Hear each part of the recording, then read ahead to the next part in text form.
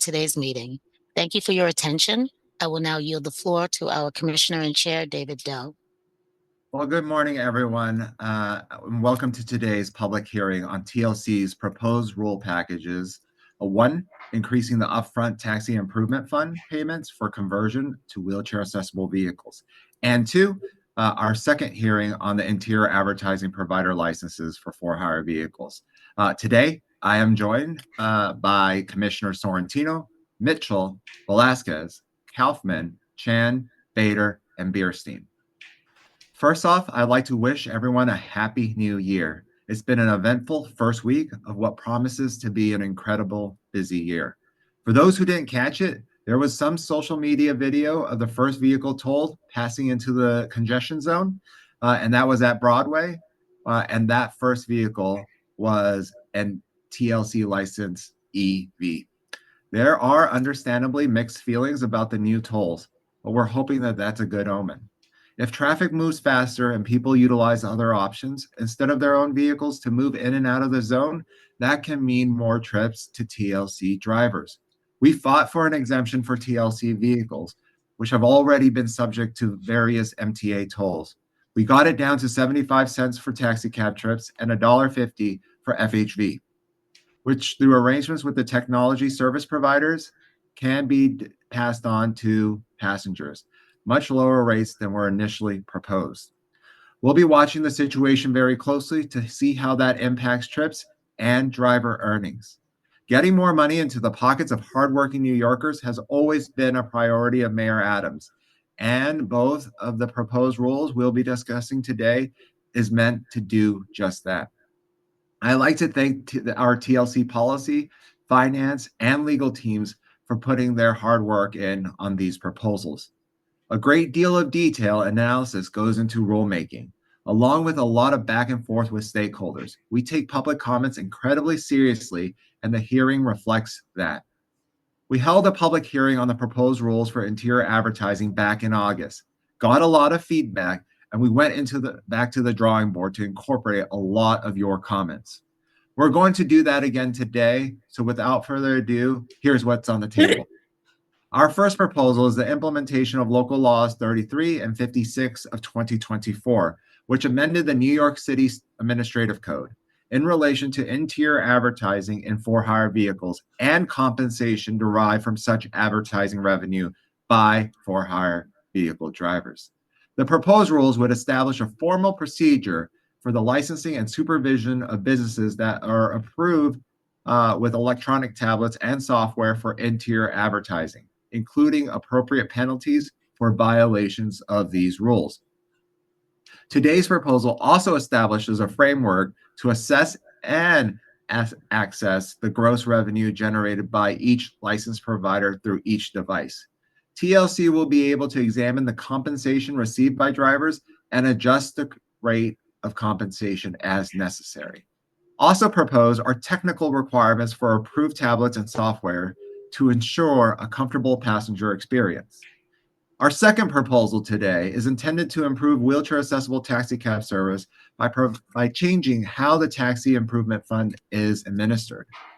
Some of you may recall we were originally looking into this back in May, but it wasn't feasible at the time because we were seeking more clarity from the court on steps we would have to take regarding the Taxis for All litigation, which requires 50% of city's taxicab fleet to be wheelchair accessible.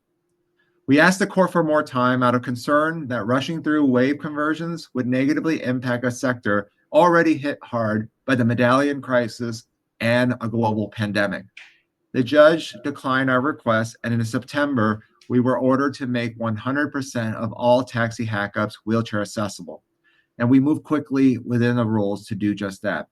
So that 50% of our active fleet would be accessible by March, and 2, with further goalposts requiring requiring half of all issued medallions to be accessible by 2028. We are absolutely committed to increasing accessibility, and this is a federal court order. We must comply, and we have a very narrow path forward. So how do we do this? 100% wave hackups isn't just possible with the current system of TIF distributions. We need to give owners and fleet more money up front, which means more options. At the same time, we have to keep the TIF fund solvent. As the number of waves increases, so does the drag on the fund under the current distribution system, making the fund itself unsustainable. So we propose eliminating the maintenance payments so that owners and the $1 incentive payments to drivers in exchange for increasing the grant payment for wave conversions from 14,000 to 35,000. I can also say, and I want to be very clear on this, for existing grant recipients who have received the $14,000, we will provide quarterly operational payments of up to $4,000 per year over a 4-year consecutive period. This can total up to $30,000 as long as the vehicle meets minimum qualifications, including trips. This will help make wave taxis more affordable for owners and encourage owners to put more waves on the road. We believe this is necessary for TLC to comply with the federal court order and to bring stability to the TIF fund and the industry. To walk us through this, I will now ask Evan Hines, our Deputy Commissioner for Operations, People, and Innovation, give a short presentation on the proposed changes to our TIF rules. Evan. Thank you, Commissioner. Let me pull this up.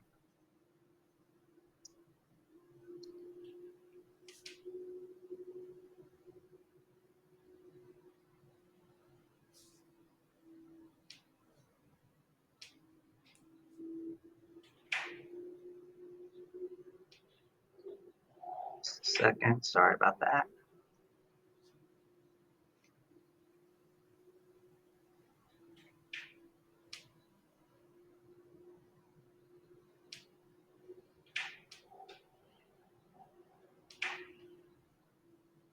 Okay. As the commissioner mentioned, my name is Evan Hines. I'm Deputy Commissioner for Operations, People, and Innovation at the Taxi and Limousine Commission.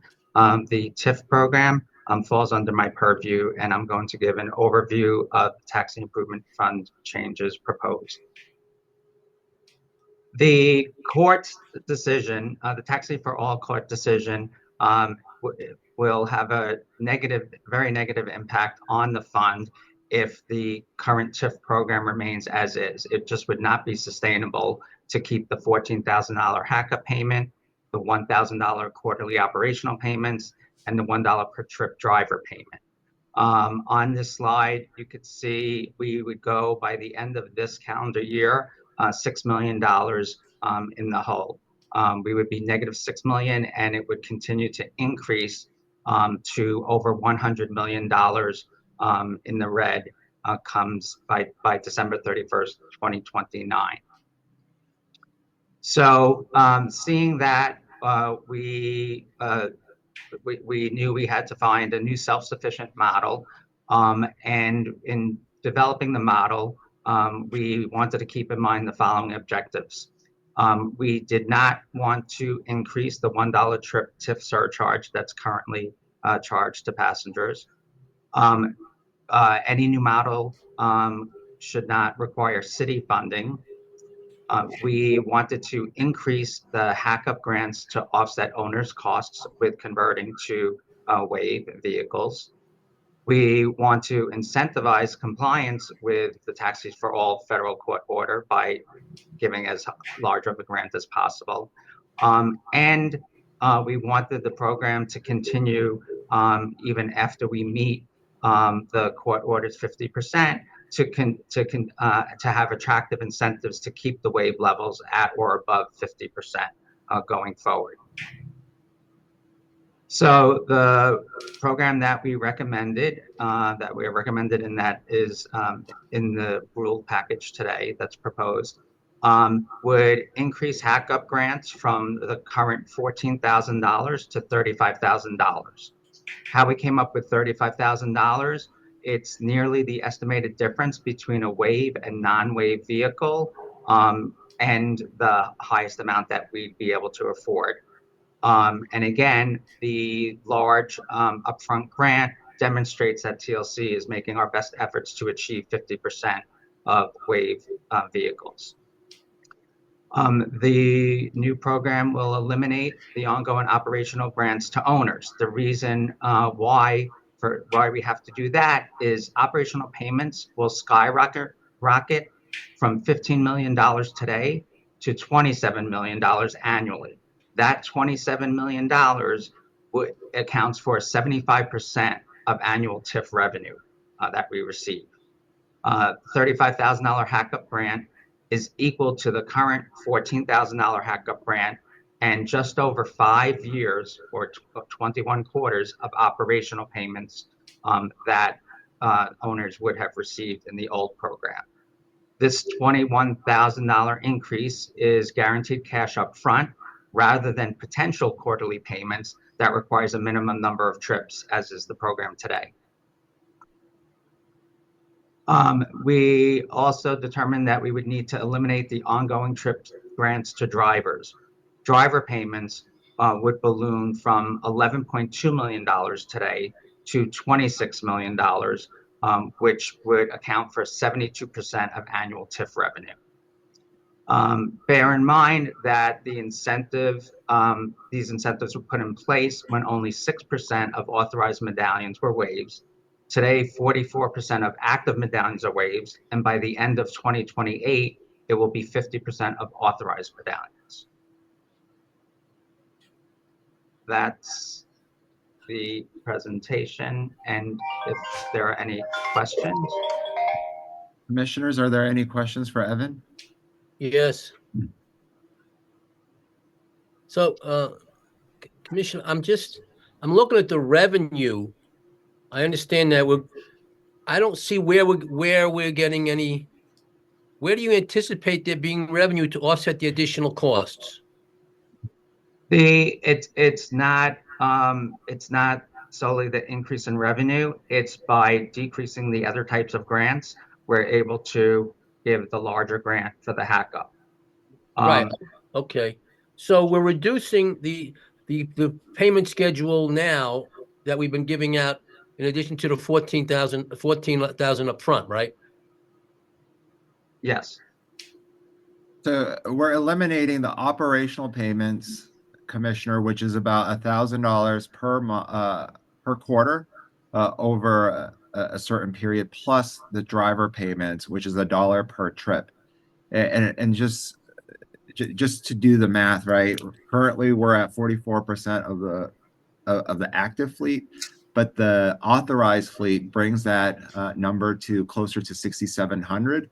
And with more wheelchair accessible vehicles, every dollar that we bring in leaves us immediately. And so there's not a lot of extra dollars to go towards other parts of the program. And so this program is to make it more sustainable. And so we have done the analysis, and we believe the $35,000 upfront payment makes this program more sustainable. Evan, is there anything to add? No, that's you've covered it. That's correct.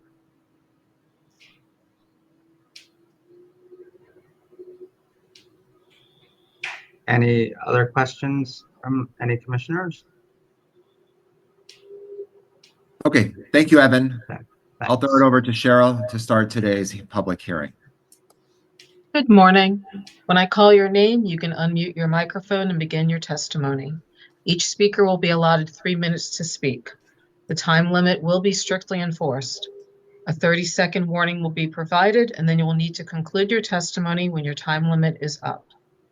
Today's rule proposals were published in the City Record and posted on our website on December 10th, 2024. The public comment period ends today. The video of this hearing and copies of all written comments will be provided to the commissioners prior to the vote on these rules at the next commission meeting. With that, we will begin our public hearing, and the first one will be on the FHV Interior Advertiser Provider License Proposal. Our first speaker will be Michael Chow, followed by Andrew Greenblatt, followed by Brad Saylor. So first speaker, Michael Chow of Dart Technologies. See, you can unmute. I see you've unmuted your mic and you can begin. Sure. Is the video on? I don't see you. I hear you, but I don't see you. I don't have a way to. Oh, join as panelists. I see it.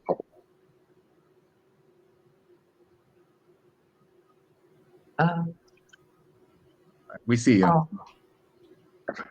Oh, okay, there you are. Okay, yes. Chair Doe and members of the Board of Commissioners, my name is Michael Chow, founder and CEO of DART Technologies, a Tech NYC startup member headquartered in Manhattan and software provider of passenger media solutions for mobility operators. On behalf of DART Technologies, we reiterate our support from August 14th for simplifying non-core requirements preventing providers and drivers from offering the best passenger experience possible.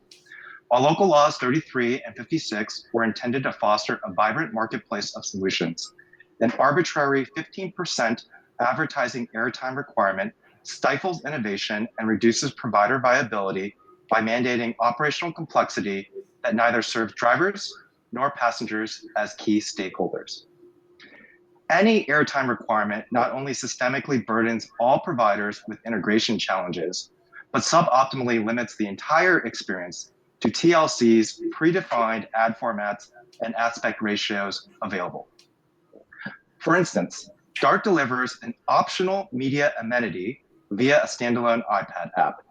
Unlike the traditional taxi TV model with its single linear loop, our opt-in platform offers a premium in-flight entertainment airline-style experience, featuring multiple content channels to explore and navigate at will, based on mood such as calm and headspace for meditation. This earned engagement approach prioritizes passenger choice over forced viewing of scheduled interruptions in the form of third-party ad breaks. We urge the Commission to reconsider such a requirement, as overly prescriptive rules risk anchoring the industry in past paradigms. Instead, an outcome-oriented approach will allow providers flexibility in supporting drivers, delivering 5-star passenger satisfaction, and ultimately a win-win for all stakeholders. Thank you, Board of Commissioners, for considering our perspective. Thank you. Our next speaker up will be Andrew Greenblatt from IDG. Good morning, Commissioner Doe, and the Taxi and Limousine Commission members. My name is Andrew Greenblatt, and I'm the Policy Director of the Independent Drivers Guild, also known as the IDG. I want to thank you for the opportunity to testify today regarding the proposed regulations related to interior advertising. And I would particularly like to thank Councilmember Farias for championing this important issue. Back in August of this summer, we generally supported these new proposed regulations. We think they'll bring a lot of income to drivers, and we support them now.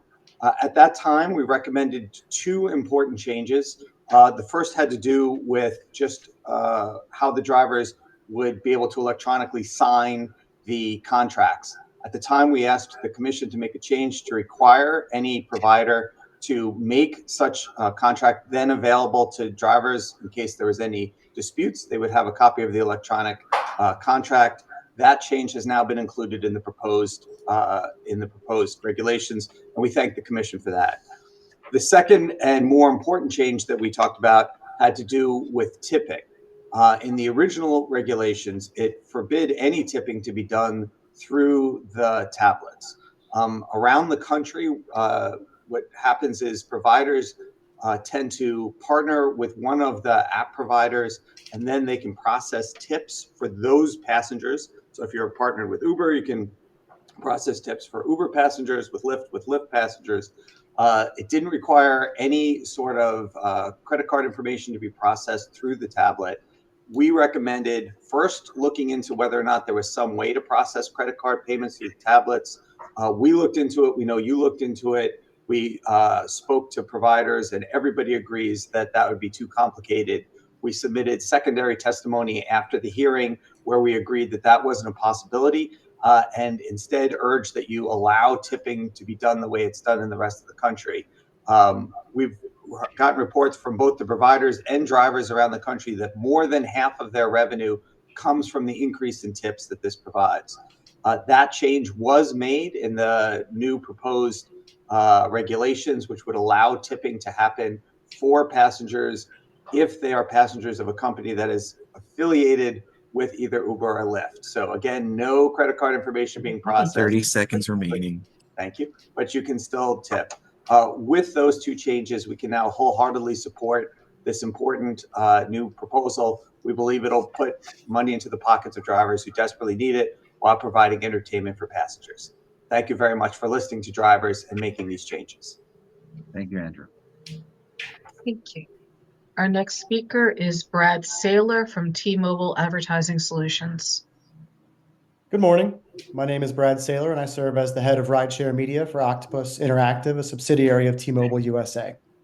Since 2018, Octopus has provided interior advertising screens to over 100,000 rideshare drivers nationwide, with more than 10,000 drivers currently operating in and around New York City.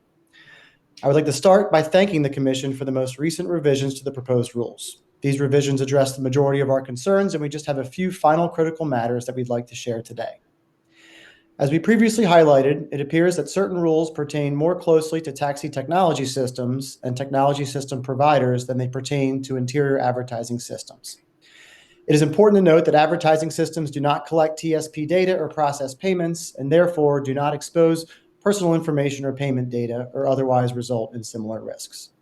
As a result, we believe the interior advertising rules should instead align with the simple yet effective rules for rooftop advertising fixture providers, as rooftop displays are much more similar to interior advertising systems. In particular, we continue to have concerns over the extensive insurance provisions and the overreaching indemnification requirements of the proposed rules. These burdensome rules are not commensurate with the risk posed by an interior advertising display. Further, the system documentation and audit requirements will present a large, costly hurdle for a product that presents very little technical risk. Instead, we propose using rules that align more closely with those governing rooftop advertising fixture providers. Finally, as currently drafted, the rules regarding the use of passenger and device data would make operating in the city entirely impractical. For example, real-time vehicle location is an essential data point for ad serving, including for TLC-provided content, and presents no privacy concern if not associated with a specific passenger. On the other hand, when specific passengers can be identified, such as through Uber and Lyft data, then using certain passengers or ride information should be allowed if the passenger is given a mechanism to control their privacy settings. This remains unclear in the revised rules. Thank you, and we look forward to continuing the dialogue with the Commission. Thank you. That concludes the hearing on interior advertising. Now we're switching gears to the upfront TIF payments proposal. Our first speakers will be Peter Mazur, then Michael Simon, then Anna Humphrey. So first up, Peter Mazur from the Metropolitan Taxicab Board of Trade. Good morning, Chairman Doe and members of the Commission. My name is Peter Mazur, and I am General Counsel to the Metropolitan Taxicab Board of Trade. We are a 70-year-old trade association representing the owners and operators of licensed Medallion taxicabs. We submitted extensive written comments with respect to these rules, and we asked that they be made part of the record. We are encouraged that the TLC is recognizing the significant financial hardship that Medallion owners are facing through the requirement that they they place expensive vehicles into service. The proposed increase will help offset the cost of the vehicle, but we regret that the Commission is forced to eliminate the regular payments, maintenance payments, as well as the payments to drivers. We encourage the Commission to explore other options where these payments can be made and restored to our drivers and owners so that they can be made whole. I'm encouraged by what I heard this morning from the chairperson that the Commission is going to avoid the situation where we have owners who placed vehicles into service recently and received a $14,000 grant and would be placed at a competitive disadvantage if they were not allowed to continue to receive the maintenance payments. We hope that those maintenance payments will continue, as well as the payments to drivers. At the time that these vehicles were placed into service, they anticipated that those payments would continue to be received. We are particularly concerned about one aspect of the rules, which allows an owner to receive funds only once every 7 years. This presents a significant disadvantage to the lease-to-own operators, most of whom operate on a 3-year cycle, where vehicles are placed into service and their vehicles are funded over a 3-year period. At the end of the 3-year period, the vehicle then is transferred, ownership is transferred to the driver, who could then leave the agent. The agent then would no longer have the medallion, and would no longer would have the medallion, but would not have the vehicle, and would not be able to receive grant money. We encourage the commission to reduce that 7-year period to only 4 years. We are also concerned about the fact that the commission can 30 deny seconds remaining. that the commission can deny applications, and there is no avenue for review. We urge that that a process be developed so that there can be review of a chairperson's decision if a medallion owner is deemed ineligible for a grant. These and other concerns that are in the rules are contained in our written comments, and we urge the commission to review them, and we thank you for your consideration this morning. Thank you. Our next speaker up is Michael Simon.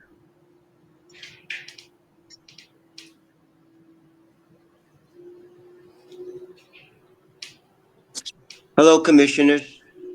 Can you hear me? Yes. Thank you. All right, I'm a medallion owner, and I got my gripes, and this is how I'm gonna say it. As a medallion owner, our exclusive street hail right, which was our livelihood, was taken away. It wasn't like you just changed the rules and that it was bad for you. It didn't go like that. It was different. The big mistake happened when the city allowed e-hail apps to use their own cars. The apps should have been restricted to be used only in yellows. What was the deal? Give the medallion owners a powerful tool to fight off competition called street hail rights, and in return, will accomplish your goals. The current one being all wave. You give us back our exclusive, I guarantee you in no time you'll meet your disability goals. Medallions will come out of storage in mass. The whole taxi fleet will be waves.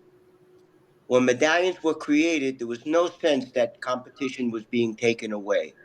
In fact, the sense was there was too much competition. For every medallion, there were thousands more looking for fares. Cabs competed against each other. You need to define street hail. Give me a second, please.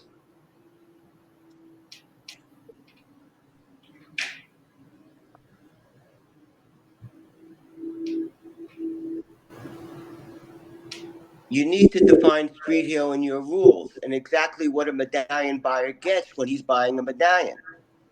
A street hail means a car on the street being available to be hailed. A street hail is not just putting up a rider's hand. App customers do that. The medallion owner bought the right to street hail. He bought the right to have his car be used to respond to persons hailing it. It was the right to a street hail. No one but medallion owners are allowed to do that. When you issued the green cabs, you had the right idea. There was no service in those areas, so instead of increasing the number of medallions, you created a new category in those undeserved areas, the green cab. That was the right thing to do. 30 seconds remaining. But in the congestion zone, allowing anyone with a hail app and a car deregulated an industry that was made to control congestion. Let me get on to asking you for a favor, please. Can you arrange that medallion owners be able to place orders to restore their medallion number on their license plates? This request affects no one but us. Medallion owners take pride in their medallion. The medallion number is much more impressive on their Time license has plate expired. than the tin is on the hood. We don't want our license plates looking like TC plates. Medallion number on the plate gives us much prestige. Thank you. You, Michael, and we'll talk with the state DMV on that. Thank you very much. Next up is Anna Humphrey from the Center for Independence of the Disabled.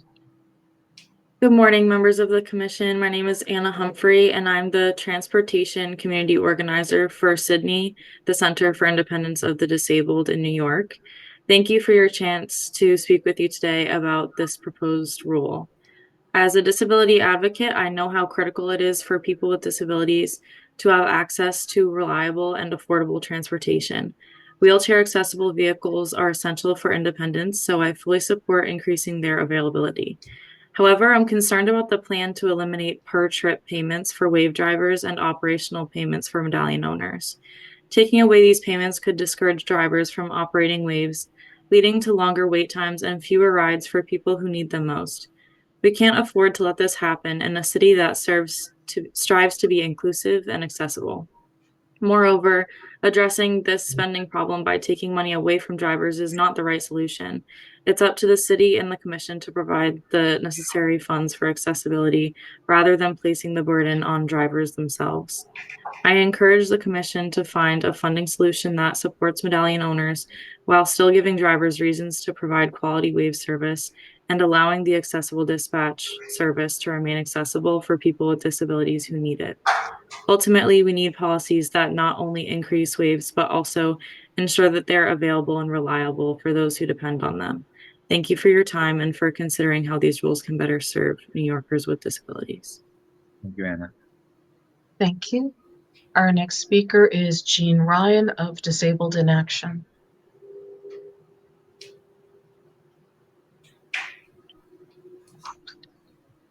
Good morning. I am Jean Ryan, President of Disabled in Action of Metropolitan, New York, and I am a wheelchair user. We have been working towards accessible taxis and for-hire vehicles since 1996, 29 years ago, because we need to get places spontaneously like everyone else. We live everywhere and we go everywhere. We are okay with the changes to the Taxi Improvement Fund, eliminating maintenance payments to owners and increasing the grant to buy a vehicle from $14,000 to $35,000 if it means that the numbers of waves will be 50% or more. We ultimately want 100% of taxis, and we've always been clear about that. But what good are wheelchair accessible vehicles if you won't pick us up?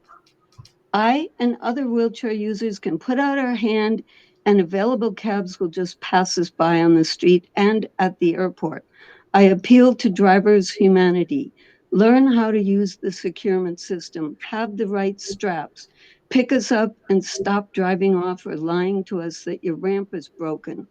We supported the TWA for years to no avail. I know you are good people trying to make a living. Why eliminate a source of income and be empty instead of picking us up? Thank you. Thank you. Next speaker is Sharon Shapiro.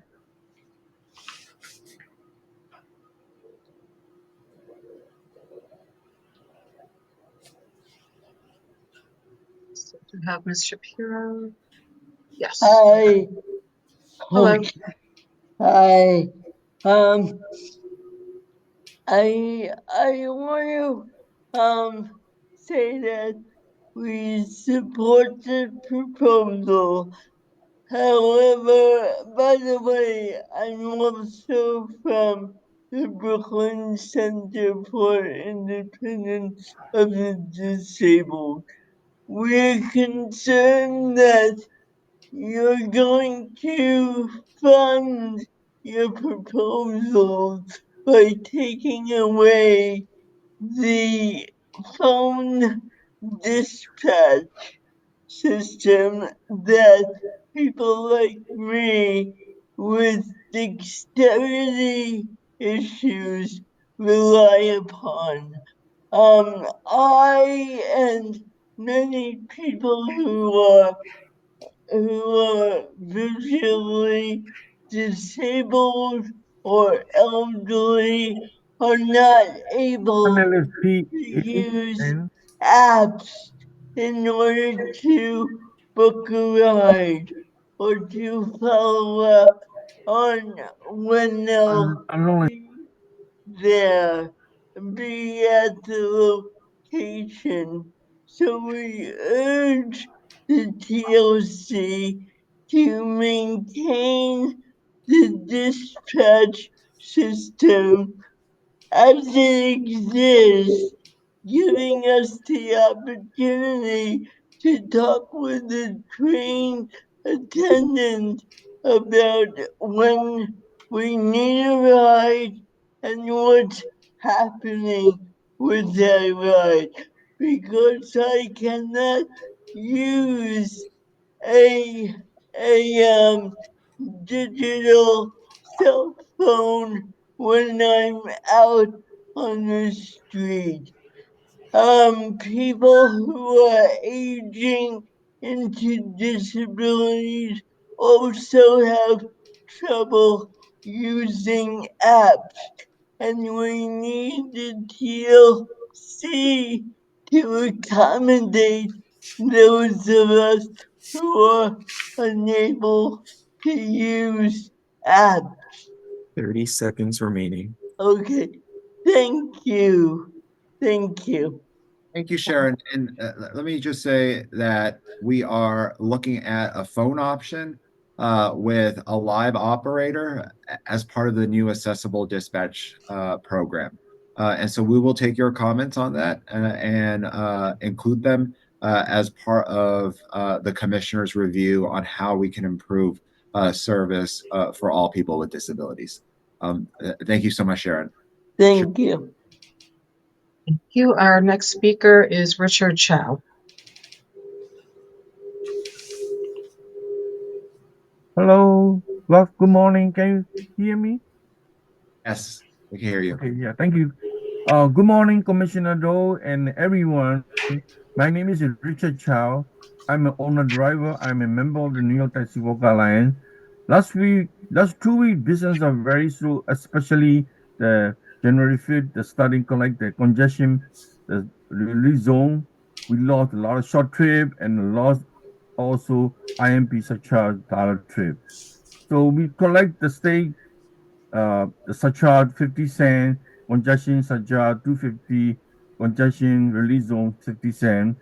So 50 cents state surcharge should be removed and give it to IMP surcharge. So IMP get the $1.50.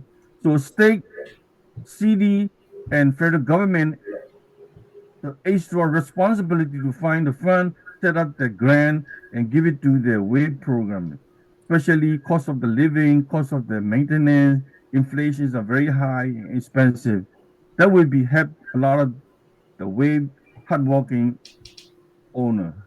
So driver cannot find a single fare in more than 1 hour. WAVE cab told the Sienna cost $90,000 loss of the operation cost. So TSC keep paying inspection operation $1 per trip, $1,000 maintenance fee grant for the current wave owner. To 5 to 10 years may the receive the higher hiccup grant. So grant money $35,000 3 years later, drivers cannot accident, cannot walk, die, or very sick at age of retirement should not pay back to hiccup the grant. So allow Medallion so within 7 years of a hiccup to the hiccup to stay receive the new hiccup grant. Keep them minimum period wave must be keep on the road 4 years, not 5 years. So make the grant automatic, no application process, and allow the owner to request the payment directly to the dealer. And so wave owner, 30 seconds remaining. Yeah, we need more time to get the fund, say such a 50 cent, go to the trip fund, support the hard working owner driver, disability person, so easier to find the handicap on time visit to the doctor office. Thank you for listening. Thank you. Thank you. Sure. Our next speaker is Richard Chipman from Westway Medallion Taxi.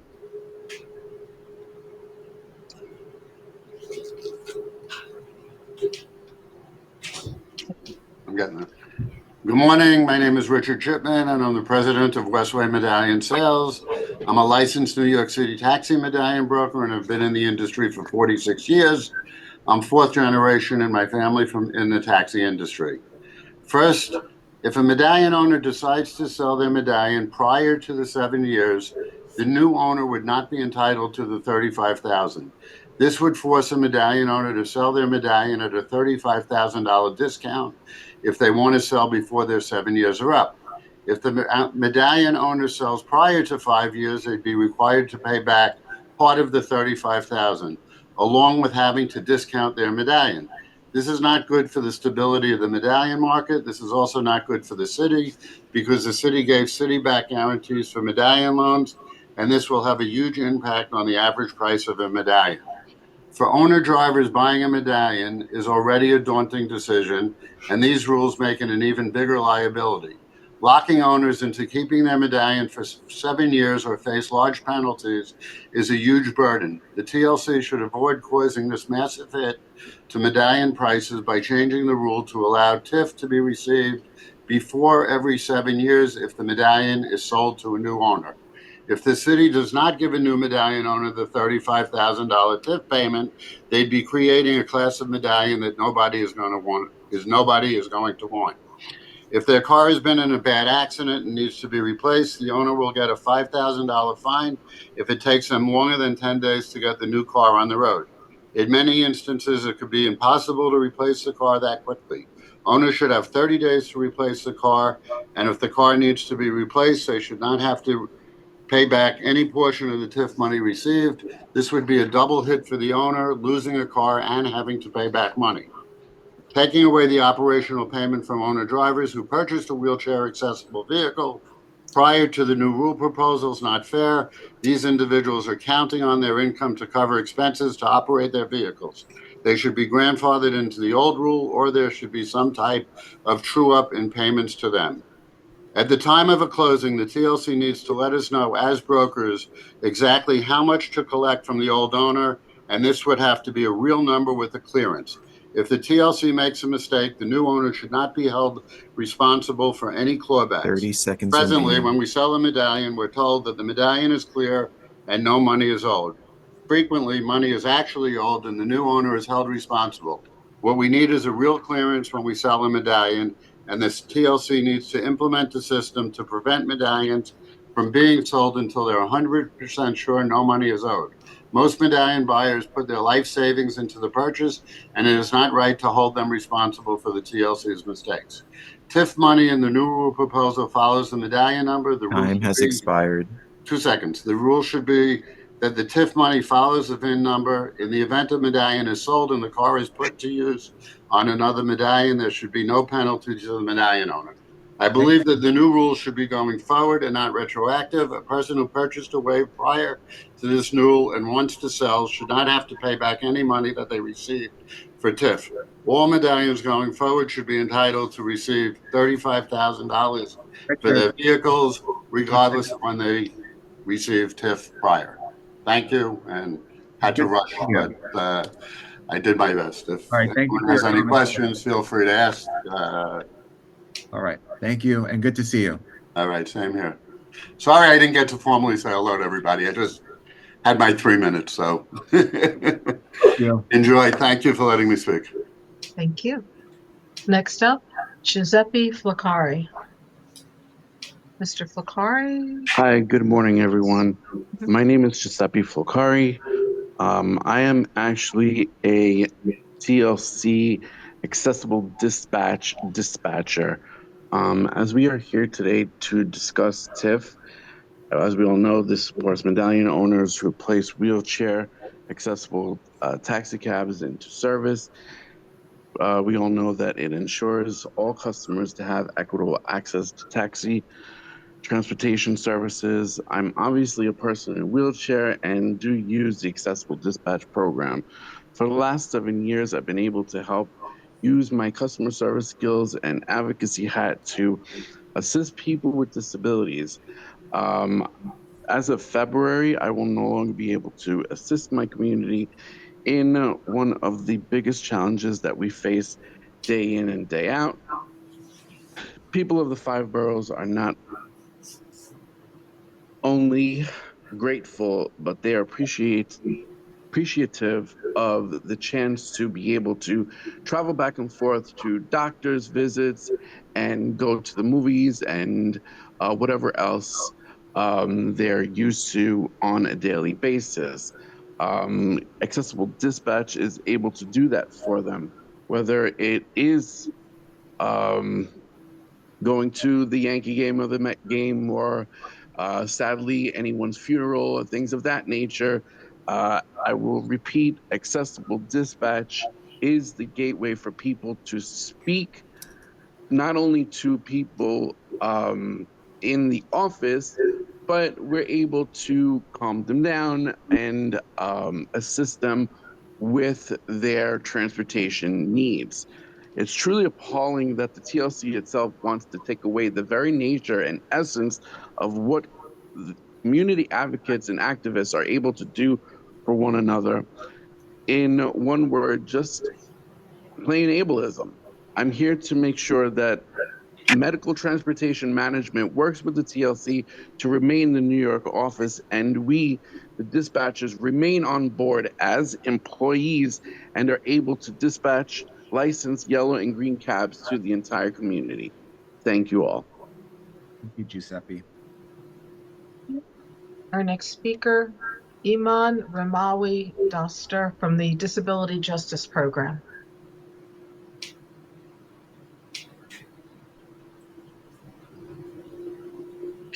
Hi, can you hear me? Yes.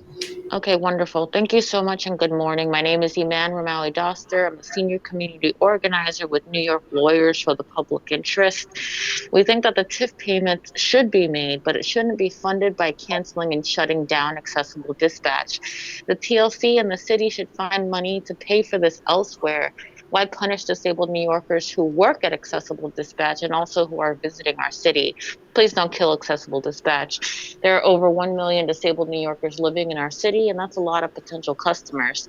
The city constantly talks about the importance of getting disabled New Yorkers to work, but this is ultimately cutting off disabled people from their jobs and cutting off people from the service of accessible dispatch. That is not equity, and that is not right. Thank you so much. Thank you. Thank you. Our next speaker is Bhairavi Desai from NYTWA. Good morning, Chairman Doe and members of the Commission. My name is Bhairavi Desai. I'm the Executive Director of the New York Taxi Workers Alliance. Just to put this in context, trips today are 73% of what they were pre-COVID. Taxi trips today are 35% of what they were in March 2014 when the city first entered into the settlement. And so the economic reality of this industry has shifted dramatically since the settlement was first established. I want to say for the record, I think everybody from the courts to the city, certainly the TLC knows this. The Taxi Workers Alliance has been a strong supporter of this settlement, even going back to 10 years ago, 11 years ago now. When we were the first industry voice to come out and support and worked with the city to come up with policies, including the TIF program, in order to allow this transition to happen. But we're really concerned that today, while we understand that the TLC is under this tremendous mandate from the court, which we all want to meet, understand we need to meet it, we have to meet it. We cannot do it at the expense of some of these financial programs, which really are a lifeline to the industry. Number one, the TLC, it sounds like from what you've said, Chairman Doe, that those who receive the 14,000 HACCP grants would continue to receive the operational grants. That can't be just for 4 years. That really should be for the term of that vehicle. For the drivers to no longer receive $1 per trip payment is a substantial wage cut. We're talking about a loss of income of $3,000 to $4,000 per year. The city, the state, and the federal government have to step up. They have to find a way to supplement the TIF. We understand that TIF is not solvent, but there are ways, whether it's redirecting the 50 cents from the MTA surcharge, it's issuance of a city bond or other federal programs. There is a way to supplement the TIF funding so that we 30 don't cut seconds these remaining. lifeline of a program. We cannot allow we cannot allow for drivers who are not able to continue operating that vehicle to have to pay back a restitution to the TLC.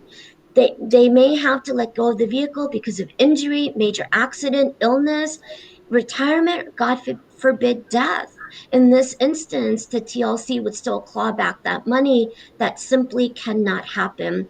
We will be following Time up has with expired. more detailed demands and proposals as well, including the elimination of the 7-year cycle, which will be a tremendous detriment to some of the issues that Mr. Chipman raised previously. Thank you. Thank you. Our next speaker is Max Greenbaum from All Taxi Management.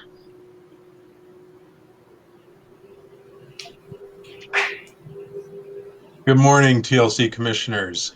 Commissioner Doe, I appreciate the TLC's and your approachability to discuss our concerns and seriously consider our modifications to the proposed rules to benefit the drivers, owners, and agents. I do value the relationship. My name is Max Greenbaum. I am the Vice President of All Taxi Management, a taxi agent licensed by the TLC since 1988. All Taxi was an early adopter of the driver-owned vehicle leasing model, also known as DOVE. This model gives Medallion drivers the opportunity to purchase and own their own vehicle throughout the Medallion lease over 3 to 4 years, thereby reducing their lease payment for the Medallion once the vehicle is paid off. This model supports the long-term health of the Medallion ecosystem and is often referred to as a stepping stone to becoming a Medallion owner. Commissioner Doe, thank you for previously stating that the TLC will continue to honor the existing operational payments for vehicles which were previously hacked up as WAVE. While we understand the TLC's intention to ease the burden of purchasing a costly WAVE, we believe adjustments to the proposed rules are necessary. Specifically, we recommend removing the 5-year pro rata clawback funds on top of a $5,000 fine should the vehicle not remain in service for 5 years. To ensure that the DOVE model can continue and encourage owners to place newer vehicles into service, the TLC must change the grant eligibility from once every 7 years to once every 4 years. If these rules are passed as proposed, the DOVE leasing model will be eliminated. The whole idea behind the DOVE model is the driver-owner flexibility. The TLC is taking this away by mandating the vehicle remain in service for 7 years before grant eligibility. This will also have a negative impact on the value of the Medallion by creating a new class of Medallions, eligible for the grant and not eligible. For any Medallion that already received a grant within the 7 years, it will be devalued by at least $35,000. The TLC also must source the funds to allow the drivers to continue receiving $1 per trip. The MTA and New York State should repurpose the 50-cent MTA surcharge for TIF driver payments. Lastly, we strongly urge the TLC to reconsider allowing rehacks in limited cases, particularly for vehicles already operating under the previous TLC rules. 30 seconds To prevent remaining. further financial loss for drivers, owners who have already invested in this industry. To be clear, I'm not advocating for any new non-waves to enter the market or for any additional vehicle extensions until the 50% mandate is met. I am simply requesting that the vehicles that have already been approved and are already in service be allowed to be rehacked in limited circumstances to avoid losing all equity in the vehicle. Thank you. Thank you, Max. Thank you. Next speaker is Vinod Malhotra. Mr. Malhotra, I'm sorry. Come off mute. Hello, good morning, all commissions. My name is Vinod Malhotra. Like speak on BAB vehicles TIF program, which TLC is going to change grant money, maintenance money, and incentives. Commission, look, does not matter. You gave us grant 35,000. or 25,000. After some while, every vehicle needs repairs, which very expensive. For waves, if you cut the maintenance fees, incentives to drivers, it will create mess, chaos for us. Because if we are short for the repair money, it will cause vehicles stall on the roads, lack of funds. So please just increase the grant money, which is around 25 to 28,000, which is convenient for you. Other things, please let the remain same. If you like see us give a better service, look, you just recently eliminated the retirement for the babes. Now you are going to stop the maintenance fees and incentives, which is no matching at all. So please increase the grant money only. Leave the rest things unchanged because car prices are too high at the moment. So even please give some more grant to the current existing owners, which help us. So we have no business, our business waiting time for get a passenger almost 40 to 50 minutes. You seen us all the time cruising empty, as you all know. Apps took all over business. Even they took our packs with disabilities, which we love most to give them service. All jobs been dispatched to the app cars. So we get very rare app jobs. App controls most fares. We have to do e-hails. Sometimes e-hail tips is like $8, $10 after 475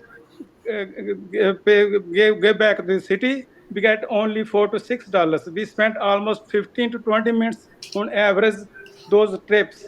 Would you think we can survive? If you give the grant money, if you give the grant money to the direct dealers, it will stop our bargain with the dealers, end up high prices. When I bought the car, my dealer, I tried to bargain with him just for $500. He told me, 30 seconds remaining. he told me, why you worry about that? So TLC going to give you money. Look, when you going to give the upfront money to the dealers, so that will end up the very high prices. And I want to share one thing. I bought the one car, Sienna from the Mobility Works. They gave me very good deal, good price. So even our union, they found the very good Time has expired. ramp fixers. So please try to contact with them. I bought the car like only 65,000 Sienna that time, 2 years ago. So same time, so I don't know what happened. They stopped them. Mr. Rossi, his name, Mr. Richard, Best Buy broker knows him. So he gave us car like under 59,000 plus tax is only like $63,000. Right. Thank you so much for your comments. Thank you. So I can get contact with you if you need more help, sir. Thank you. So we need to find the cheap cars, right? It can help you and us also to us. Thank you so much. Thank you. Thank you. Our next speaker is Rasheta Bunting of the One Heart, One Vision. Good morning, everyone, and Happy New Year. Thank you for having me here. So my name is Rasheta Bunting, and I am the president and founder of One Heart, One Vision, and the vice president of the National Federation of the Blind of New York State. Is my camera on? Yes. Okay, because I'm using a screen reader. So I am a blind advocate, and I want to say that we are in full support of the TIF program, but I'm not going to just reiterate and keep speaking about what people have spoken about this morning. I do want to thank you so much for having at least thinking about an accessible phone line for us. As a blind advocate, we access a lot of information. We socialize, we work, we shop, do the phones, especially when you think of the number of individuals who are new to blindness, who are new to blindness. When you think of the ever increasing seniors, I have one in my home, particular my dad, he has glaucoma due to age. And the number of seniors who are new to blindness. So they do need these phone lines to travel.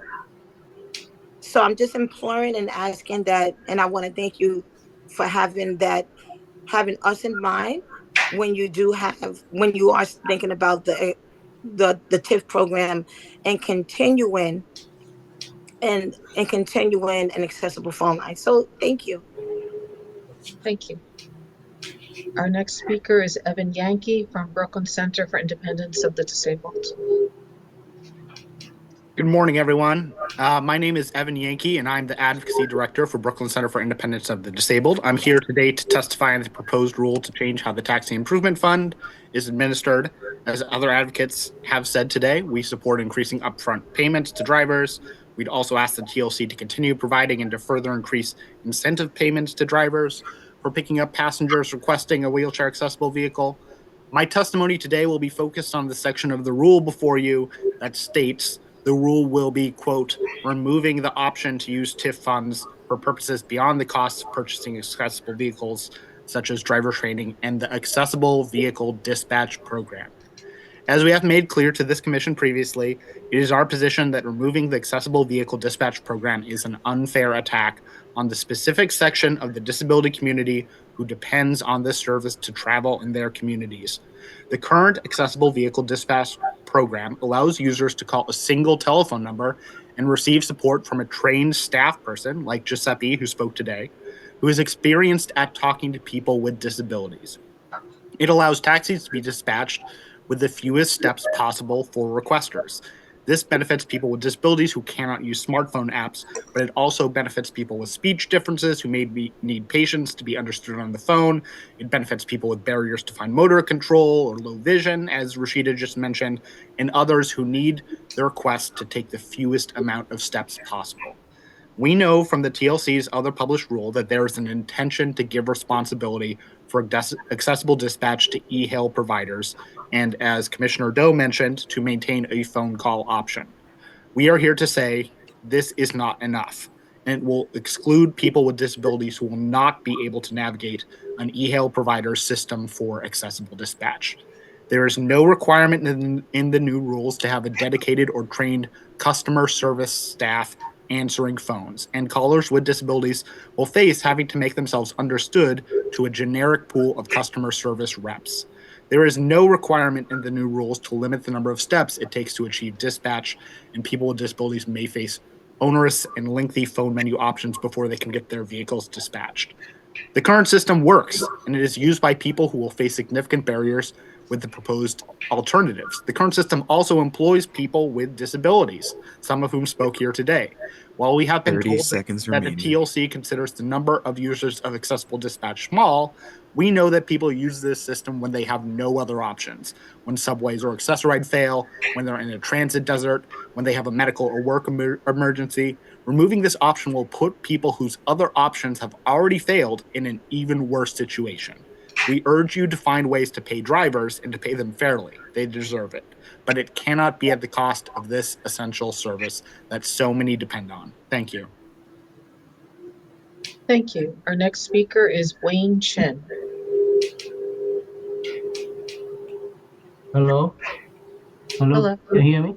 Yes. Hi. Good morning, Commissioner. My name is Wayne Chen, also a member of New York Taxi Worker Alliance.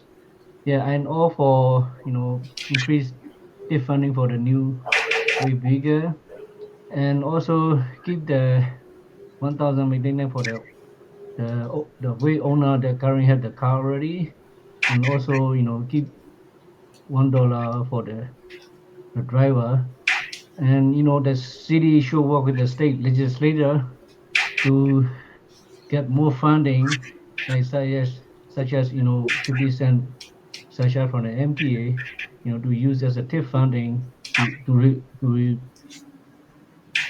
so that way you can raise more money to keep the program, and also we the rule, the clawback rule that TSC proposing, it will hurt the owner when in case the owner become disabled or get a serious accident or getting old, cannot drive anymore, then transfer the medallion, then they have to pay back. That's not fair.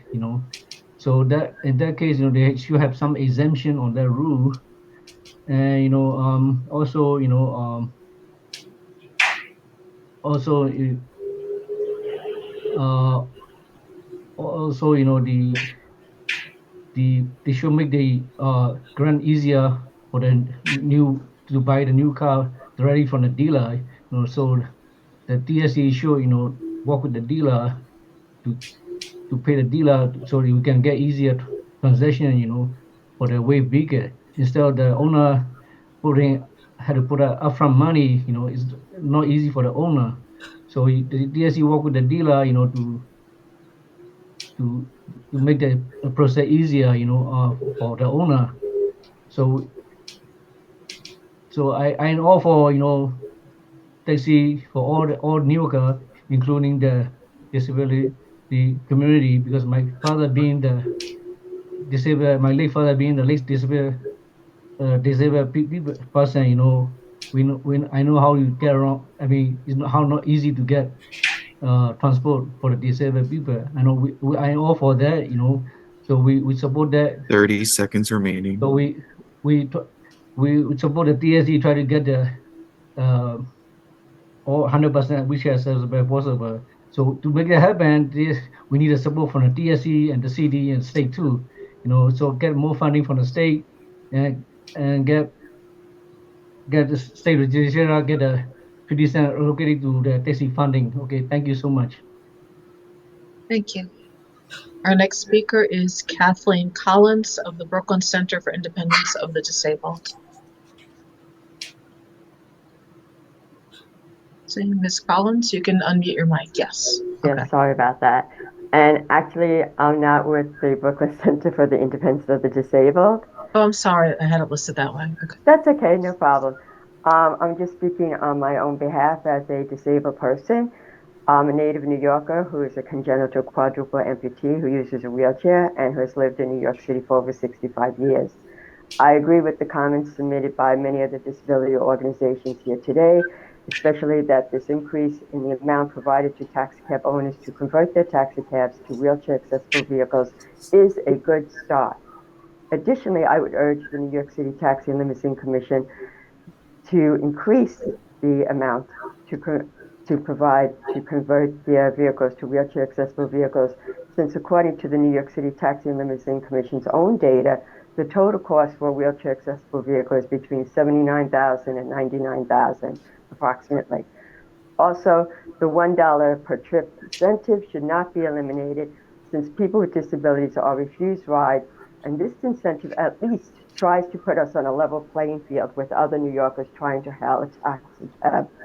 Further, I urge the TLC to increase the incentive to, say, $2 during non-peak hours and $5 during peak hours in the morning and evening, as well as late at night and during inclement weather when it's really difficult for us to get a cab. We need funding also for proper training of the drivers, and this should not be cut. What I'm seeing here, it seems like we're just moving the money around and we're not actually getting more funds. Finally, the accessible dispatch program needs to be continued as is because it works and the amount spent on it is insignificant in comparison to the overall budget of New York City, which is last year was approximately $112 billion. It seems that the TLC needs more funding to make taxicabs accessible.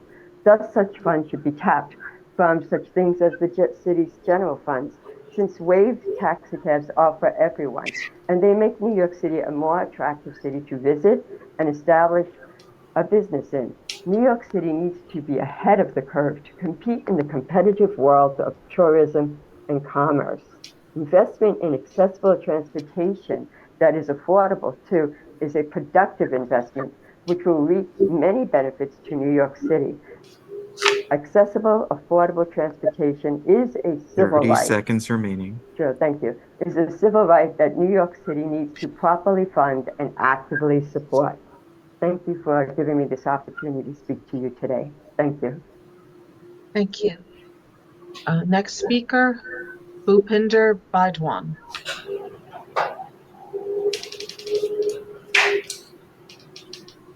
Mr. Baidwan, unmute your microphone.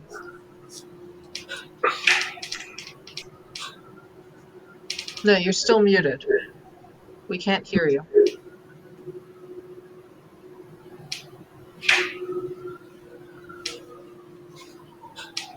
Nope. Yeah, now you hear me? Yes, Yes. there you go. Mhm. Okay, thanks. Good morning. My name is Bhupendra Badwan. I drive since 1988. So I buy that wheelchair car 2022. Then I got $14,000 from that city or maybe state, because I have quite requirement. Please don't do like a 35,000, maybe like a 22 or $25,000, and don't remove like a $1,000 per quarterly and $1. Because now that wheelchair access car very expensive, like go to $90,000.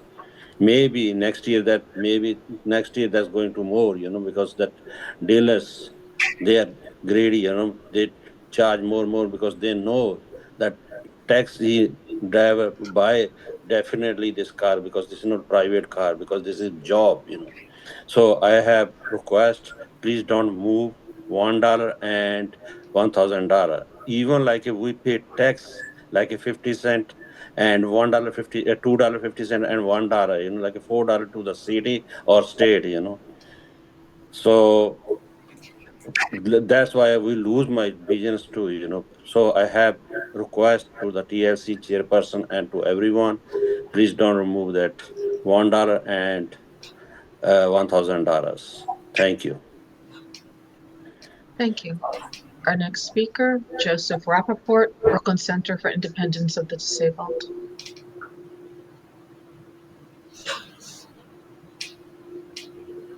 Good morning. I don't know if my camera is working. I'm Joe Rappaport, Executive Director of the Brooklyn Center for Independence of the Disabled. We're a member of the Taxis for All campaign, and we appreciate the chance to speak. The Taxis for All campaign has long advocated for 100% accessibility in the yellow taxi and for-hire vehicle fleets. Only that way will wheelchair users be able to take advantage of the same transportation flexibility that non-wheelchair users now have. We support efforts to increase the payments to accessible vehicle purchasers, though we leave it to the Medallion owners and drivers to comment about whether the one-time $35,000 payment is a fair approach by the TLC, and we're also concerned about the elimination of the payment to drivers. We should understand how we got here. I want to briefly review this. The TLC has been largely a reluctant partner in the endeavor to increase accessibility, and this proposal, unfortunately, is no different. First, we had to sue to get any commitment whatsoever for accessibility from the TLC.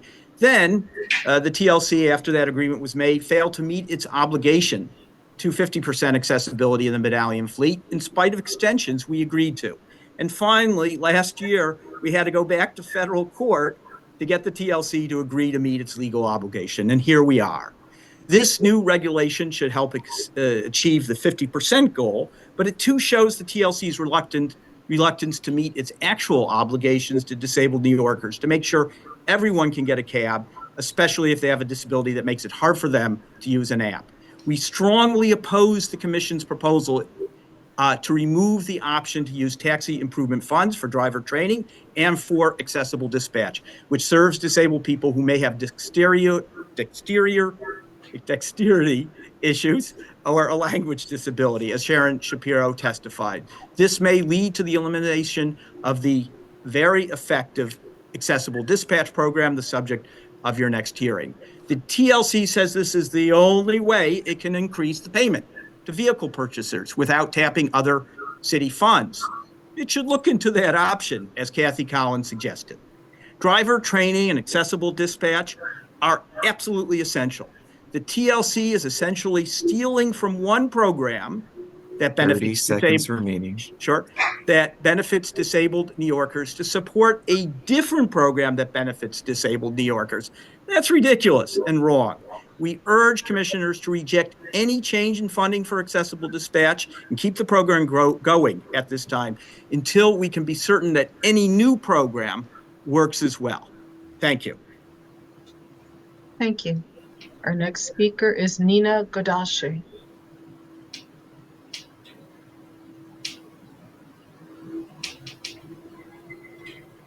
Ms. Godashi, yes. Hi, did you hear me? Yes. Hi, my name is Nina Godashi. I am wheelchair taxi driver. I drive for 15 years. First of all, I want to start. You forced me to buy wheelchair. I didn't buy wheelchair Medallion, and that is unfair to the yellow cabs. We bought Medallion, which is not wheelchair. You forced me to do that, and that is unfair, and we cannot fight about that. And today, the Medallion, the car, you want to give $35,000? It's very good, that idea to give to the yellow cabs $35,000, since the car, it's $80,000. And after that, if you would like to cut the $1, that is not fair, because that car needs maintenance. The maintenance for this car is very high. American Transit, the insurance, went high 35% this year. Tires, I need tires, which is $250 to $300, and every 6 months I need a new tires. Mechanic, because I don't have to buy only the tires, I have to pay the mechanic. Shocks, which is because the cab in the back is very, very heavy. The shocks go all the time. They have a problem. Springs, they need all the time. Mechanic, gas, I need $30 to $35 a day. And since a Toyota RAV needs $7 a day, we lose customers because customers, they don't like these cars to get in my car. I don't know, every single day I lose maybe 3-4 customers because they cannot, the ladies, all ladies, they cannot get to these cars, and I'm losing money every day. And when I bought the new car from dealer, the car left me in Verrazano Bridge, 1 week car, and I have to go back and forth to mechanic. The Toyota, they don't take responsibilities because you change the car, they said, and we have to go to brownability, which is not fair. And we lose days, we lose money. And the price of the Medallion today, from 170, they 2 years ago, 3 years ago, they give to us 170. Today, the price of Medallion is 60,000. You know what I mean? My friend wants to sell a Medallion, and he wants to retire because he's sick and he cannot sell the Medallion because nobody wants to buy wheelchair Medallion. No drivers want to drive, and you're gonna cut this money, the $1. 30 seconds remaining. And it's not gonna be a yellow cab. I guarantee you that. It's not going to be a yellow cab in New York City to give service to the people disabled. We do that with happiness and dignity, but we're not going to be able to do that. If you cut the one, you should not cut the 35,000. You should give it to the driver the 35,000, and you should not cut this money. Otherwise, we're going to go to bankruptcies, suicide, the 2018. So please, I please you, if you want to help this driver to retire, please. Time has expired. Thank you very much and have a nice day. Thank you. Our next speaker, Manjinder Singh. Okay, Mr. Singh. Yes, Mr. Singh, unmute your microphone. Yes, good morning, Honorable Chair Commissioner and the other Commissioner. As you like, majority people is against your proposal because it's not good for us, but it, of course it's good for you because you work for the city. $35,000 you giving to them is only the inflation. And remember when you 2010 gave the $14,000, is the car is cost about $40,000 less. So whatever you giving us $35,000 is the inflation. And why you cutting the $1,000 and $1? This is not fair. So even the disability people, I heard your whole like the meeting with the people. Everybody is against it. I urge you all not to cut the $1, not to cut the $1,000, but give the driver to $35,000, and should be is the limited time in case he want to retire, anything like that. He should know back the $5,000.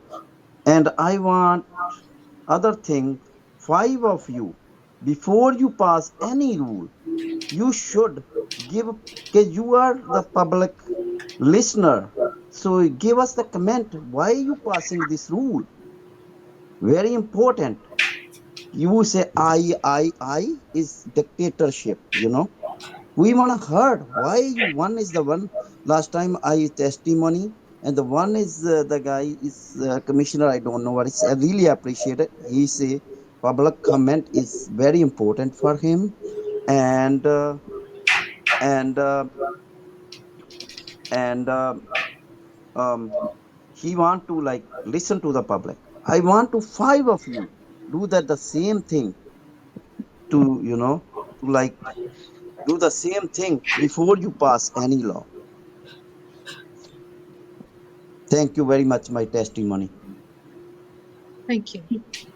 Our final speaker, Huber Sancho-Persaud. You can unmute your microphone and begin. Hello, good morning, Commission. Good morning. Yep. I come here today to speak about the proposed rule to raise the TIF fund from 14,000, TIF initial payment of from 14,000 to 35,000, which I think is a great idea.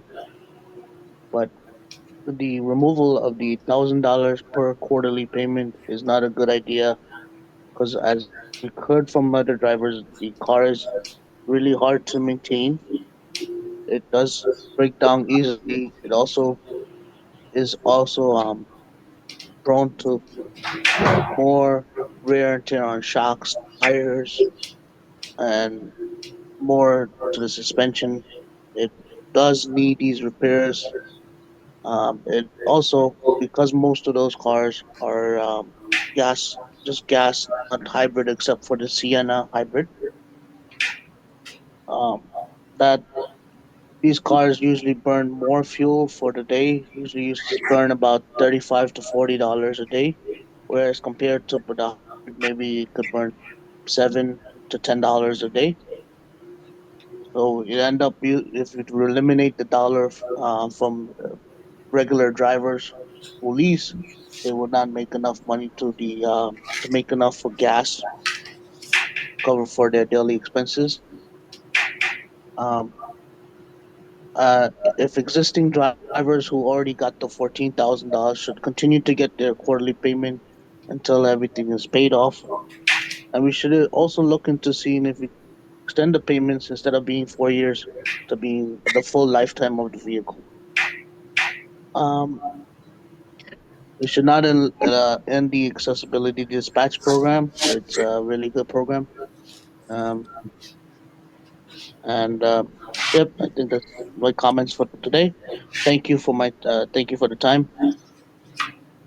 Thank you. And And have a nice day. Thank you. you too. Well, thank you. That concludes our public hearing. I'll turn it to Commissioner Doe. Thank you, everyone, for their comments. I appreciate our drivers, our disability advocates, our garage fleets, and everyone else for making their comments today.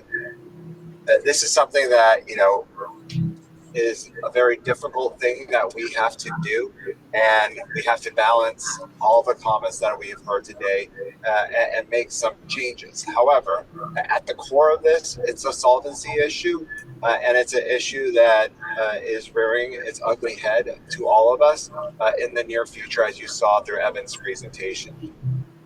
This is something that, again, is hard to do, but a must do. But we'll go through, listen to all of the comments today, and make some adjustments. But I don't want to raise the expectations that we'll make drastic changes to this, because every change that we do make will involve an additional cost. And so we have to do an analysis of how much and if the TIF fund can support any of the changes. And so with that, if there are no comments from any other commissioners, I'll close today's hearing. Okay, seeing none, I will close today's hearing. Thank you, everyone, for their comments today.